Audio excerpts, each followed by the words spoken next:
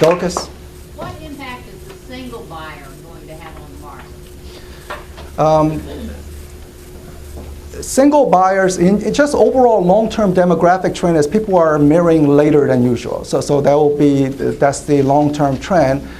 We have seen that even single buyers feel comfortable, and in fact, if one looks at between single males versus single females, it's actually single females that are more interested in buying a home. Women are always more responsible than men. So there is still interest.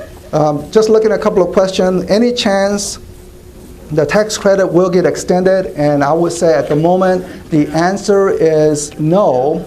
NAR is not pushing hard, even though we are monitoring the market carefully. We're talking to many members of Congress, and the reason why it is no is there is no appetite in Washington or the public for further additional measure that goes to, and we don't want to push something that does not have a very good chance of passing. We would just lose some political leverage. But we are still monitoring. If the market was to suddenly collapse after the tax credit finishes for a prolonged period, I think this will be rediscussed, but not at the moment. Right now, it's not being discussed.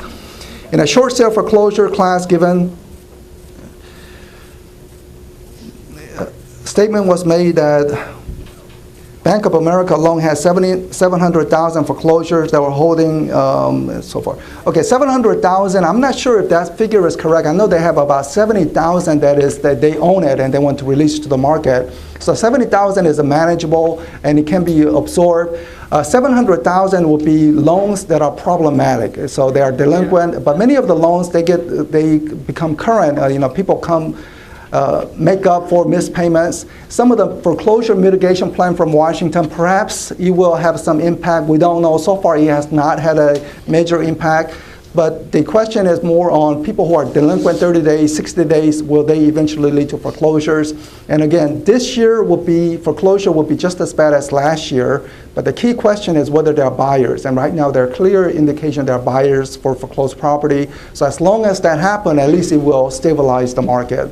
And one thing about foreclosure is some families are devastated in the process, but also one also have to remember some consumers are clearly overstretching when they enter the market, but the buyers who are entering, they are much more financially healthier. So it's exchange of homes to a more financially healthier buyers. Not to say that we should try to lessen the foreclosure by any method that works. It looks like your chart, price to income ratio, the mid-90s, 2009, it's trending down. Is this relevant?